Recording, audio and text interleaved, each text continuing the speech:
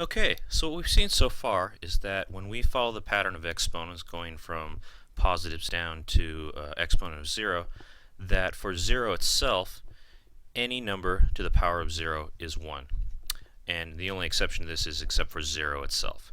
But any other number that we put to the power of 0 just becomes 1. So for example, let's try out some problems here.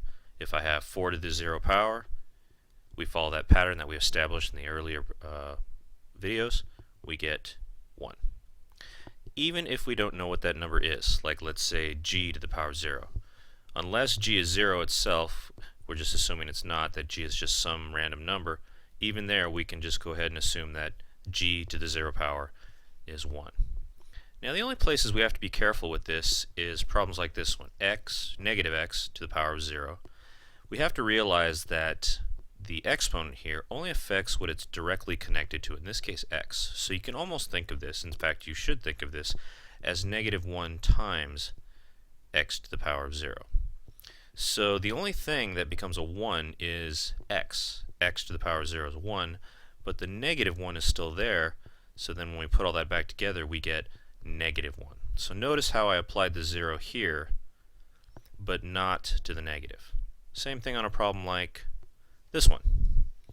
What's going on here is we've got 6m to the power of 0, but the 6, let's try it with parentheses here, times m to the power of 0, that exponent is only affecting the variable m. So in this case what we would get is 6 remains untouched, just like the negative remained untouched in this problem, and m to the power of 0 is 1, in which case 6 times 1 is 6. And so that's the only really difficult part about something to the power of 0, is that you have to realize what that 0 is affecting and what parts of the problem it isn't. Let's try two more. How about this problem here? 2 to the third k to the 0.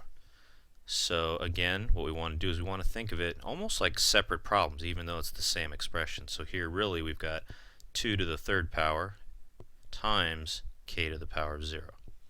Now 2 to the third power we should already know, it's just a typical exponent, so 2 times 2 times 2 turns out to be 8. K to the power of 0, once again anything to the power of 0 is 1, and then 8 times 1 is 8. One last one. How about this one? Negative 2 to the third power, h to the power of 0, g to the second power. Well again, if we piece this out, it would look something like this. First off, once again, here's where you really have to be careful.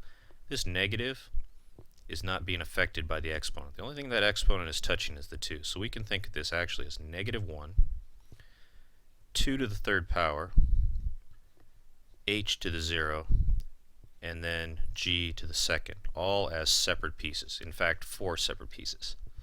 So now we go through this and we say to ourselves, alright, we've got negative 1, which will remain unchanged.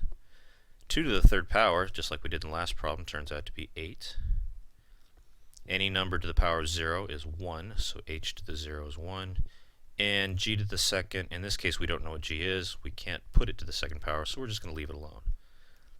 And so finally we put all this back, and we get, let's see, negative 1 times 8 times 1 is negative 8, g to the second. Alright, and so that's how you deal with exponents of 0.